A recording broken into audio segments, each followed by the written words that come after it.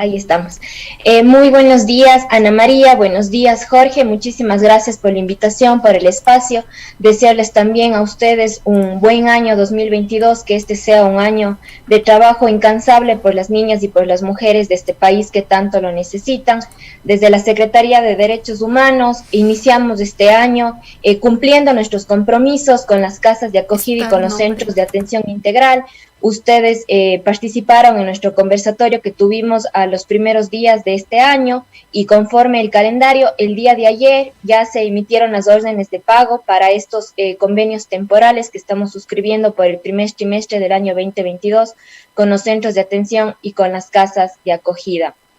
Como ustedes conocen, la legislación ecuatoriana y específicamente la ley para erradicar la prevención, la erradicación de la violencia y la prevención de la violencia hacia niñas y las mujeres, establece mandatos muy claros para el Estado ecuatoriano en sus diferentes niveles y uno de ellos es justamente garantizar la atención mediante servicios especializados para trabajar lo que es la violencia. Cuando ya tenemos casos de violencia, ya sea en niñas y mujeres, el Estado ecuatoriano tiene este deber ineludible, como habla la Constitución y los instrumentos internacionales, de garantizar esta atención.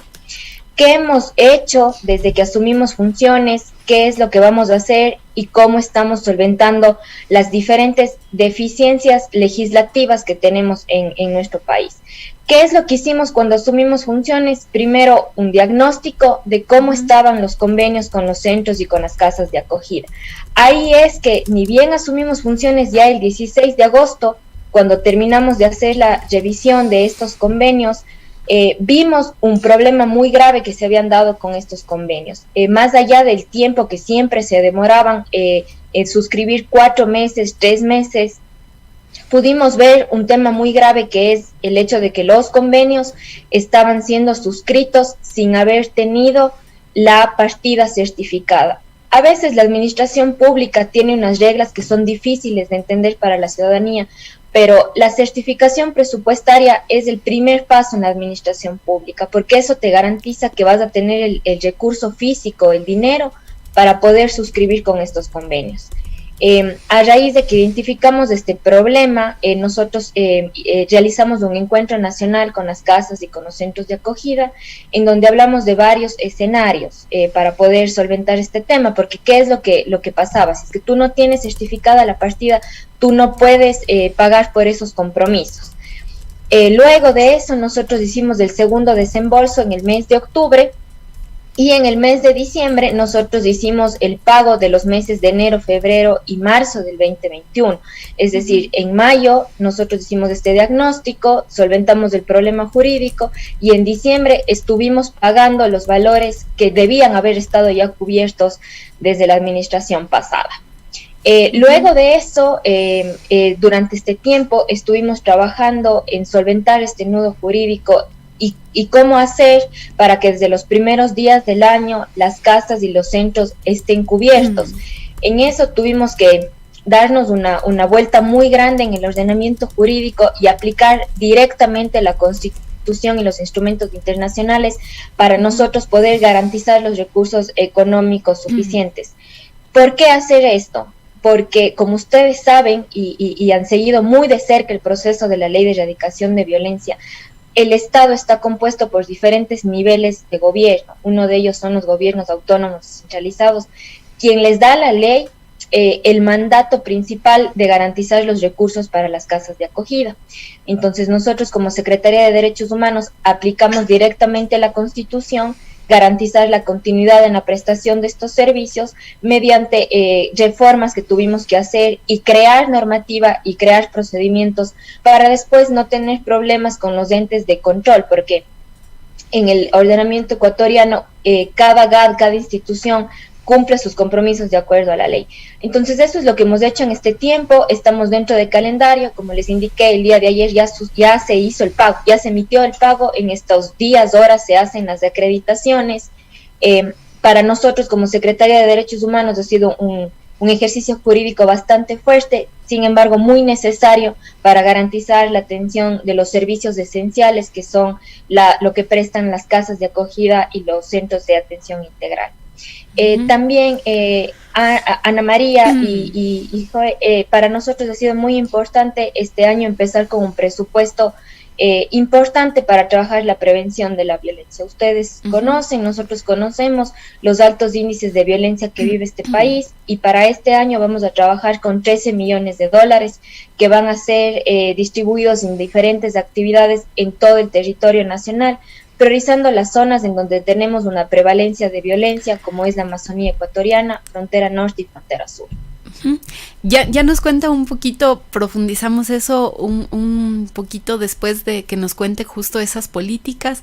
Queríamos justo preguntarle para seguir, digamos, conversando sobre lo de las casas de acogida, que fueron varios meses, digamos, en el que las casas de acogida, sobre todo las que están administradas por organizaciones de mujeres que han hecho un trabajo, digamos, durante muchísimos años en acoger a las mujeres y niñas víctimas de violencia de género, fueron varios meses en los que iban anunciando, diciendo que estaban en una digamos, situación bastante difícil, complicada.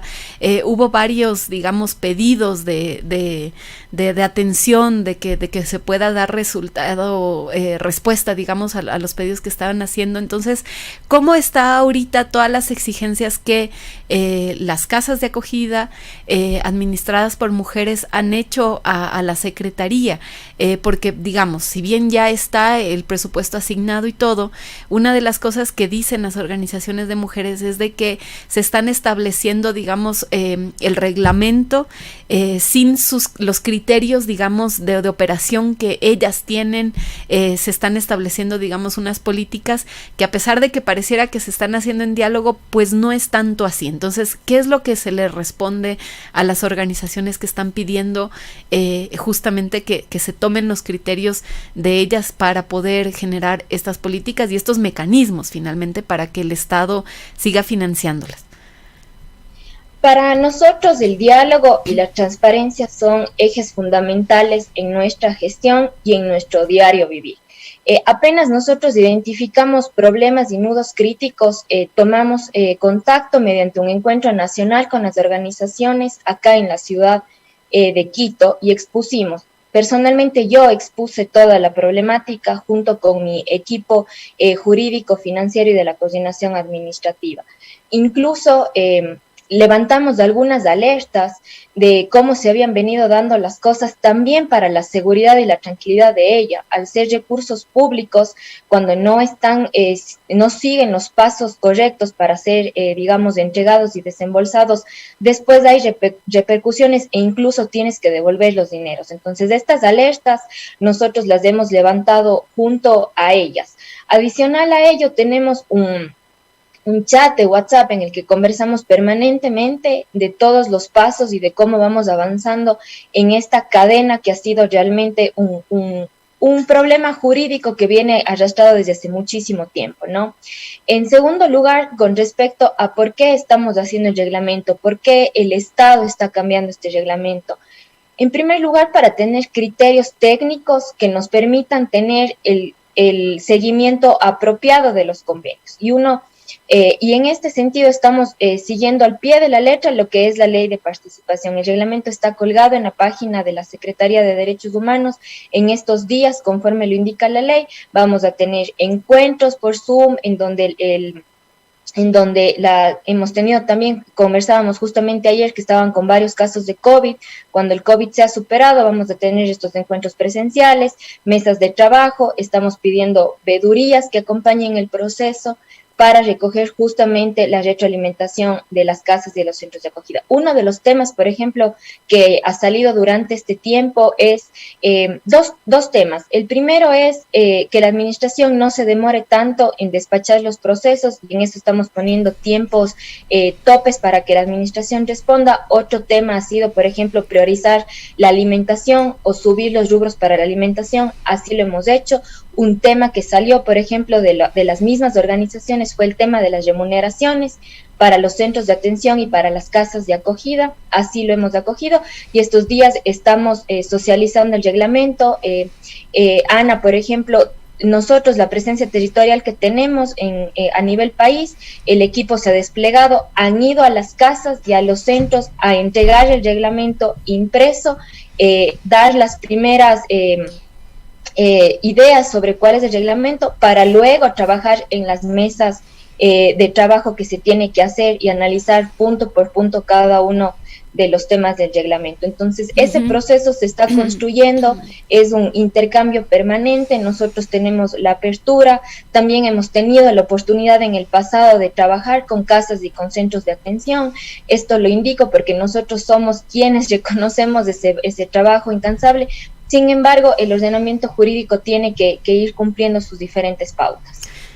Claro, digamos, la cuestión jurídica y la dinámica del Estado sabemos que tiene ciertas características y ciertas temporalidades distintas y también criterios técnicos, pero lo técnico es político también y muchas veces esas temporalidades se extienden por otras razones y digamos, en este caso, ¿cuáles serían, digamos, en el caso de que existieran algunos pedidos justamente de modificar el reglamento en función de las necesidades de las organizaciones, ¿cuáles serían los criterios ahí, no solamente técnicos, sino también políticos, para dar cabida a esas recomendaciones, a esas exigencias que tienen las organizaciones en torno a varios puntos del reglamento?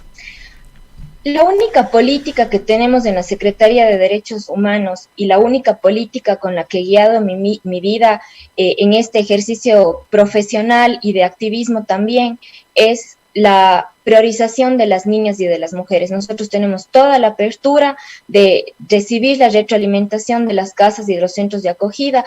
Otro punto, por ejemplo, Ana nos decía, no se reconocen los valores para la bioseguridad hoy que todavía tenemos de tiempos del COVID. Hemos hecho ese cambio, hemos hecho el aumento del techo para que puedan cubrir estos valores. Entonces, más bien, el diálogo ha sido permanente, siempre estamos más que dispuestos, es nuestra obligación como funcionarios públicos escuchar lo que dicen los centros y las casas de acogida.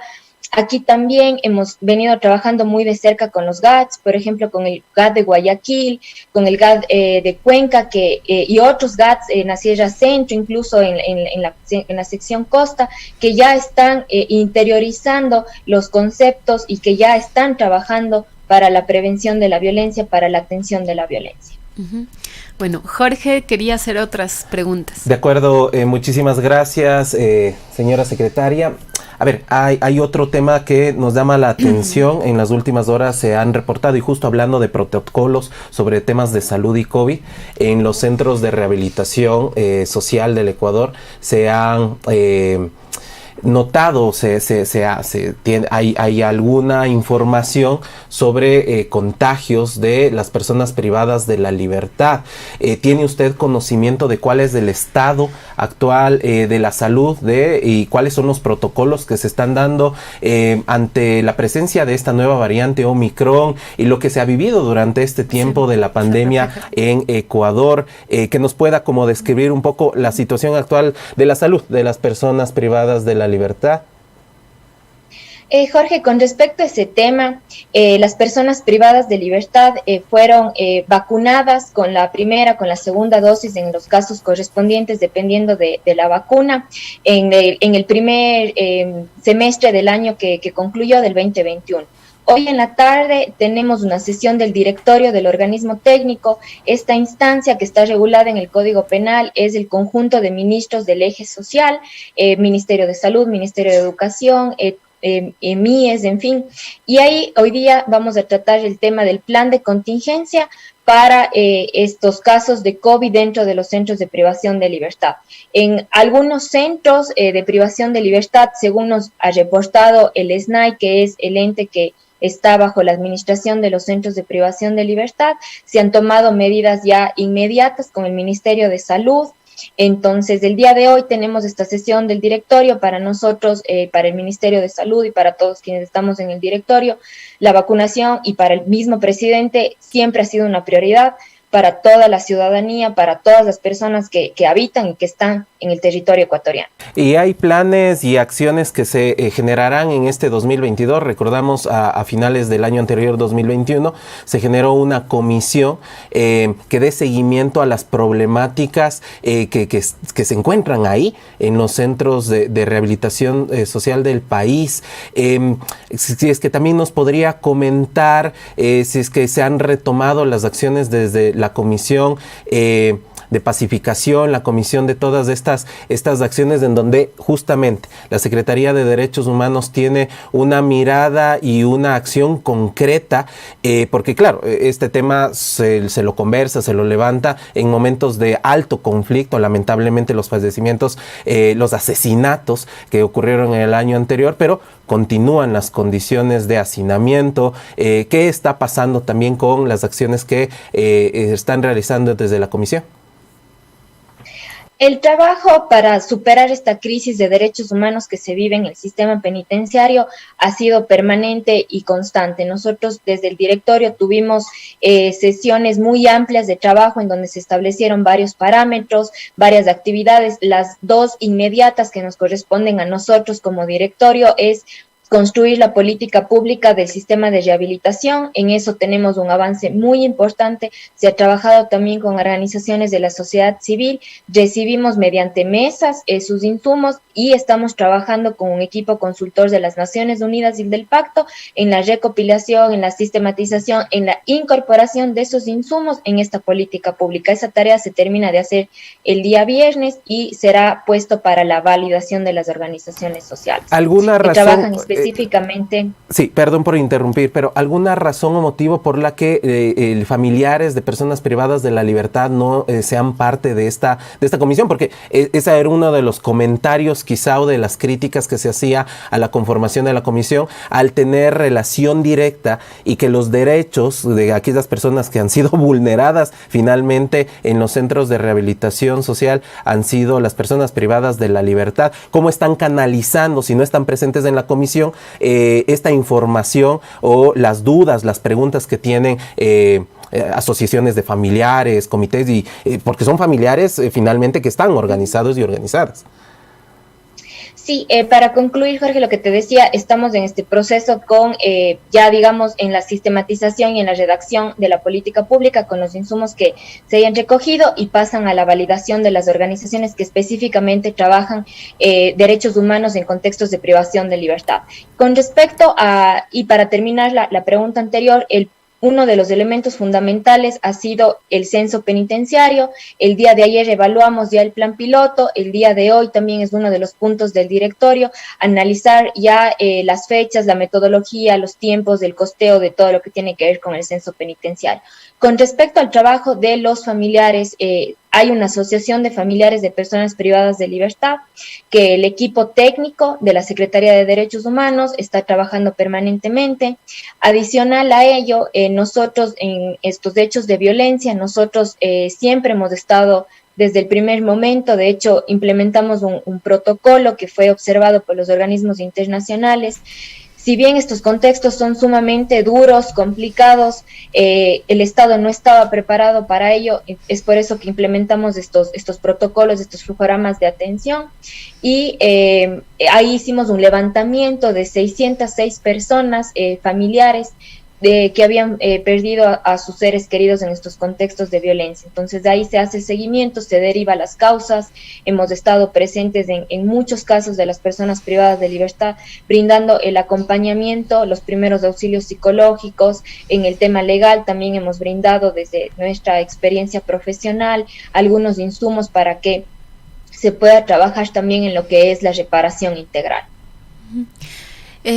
Secretaria, una de las cosas que también organizaciones, digamos, que están trabajando los derechos de las personas privadas de la libertad, denuncian es que mientras se está haciendo todas estos diálogos, digamos, estos protocolos, que finalmente muchas veces quedan como en el papel, como lineamientos bonitos, pero en la práctica, en este momento, digamos, mientras va corriendo el reloj, vuelven a haber enfrentamientos dentro de las cárceles, hay personas, nuevamente se denunció, digamos, el asesinato también de 3 reos en Esmeraldas, también están denunciando la falta de medicinas dentro de los centros. Entonces, ¿qué acciones concretas, además, digamos, de estas políticas, de esta discusión, de los protocolos, de las mesas de discusión, ya se están haciendo en la práctica para prevenir, digamos, que ocurran otras masacres como las que ocurrieron lamentables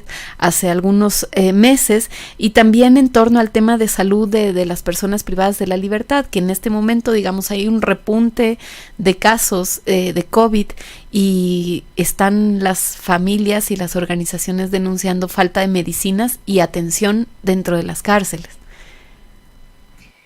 Sí, como yo les había comentado, cuando asumimos la presidencia del directorio del organismo técnico en octubre, lo primero que se tiene que hacer es una caracterización de las personas privadas de libertad. Y a raíz de eso, la conclusión a la cual llegamos es que este problema es producto del olvido del Estado en 2 instancias. Primero, en el cómo estaba y cómo terminó el sistema de rehabilitación social a raíz de muchísimos cambios, insisto de nuevo, administrativos del Estado con la eliminación del Ministerio de Justicia. Y luego de ello, producto del olvido del Estado de muchísimos años, de justamente la parte social. Ahí vimos, y por ejemplo con el pilotaje que comprobamos ayer, que todavía hay personas privadas de libertad que no saben leer, que no pasaron por un proceso de escolarización. Entonces, acciones concretas las estamos tomando con los ministerios de cada rama. Por ejemplo, el año pasado, el año que concluyó, con el Ministerio de Educación, se repartieron kits, con el Ministerio de Salud se hizo el proceso de vacunación, se han intervenido en casos puntuales de enfermedades crónicas, degenerativas, se está trabajando, por ejemplo, también en los enfoques, enfoque de género, enfoque de diversidad, priorizar también, por ejemplo, la gestión de la menstruación en los centros de privación de libertad.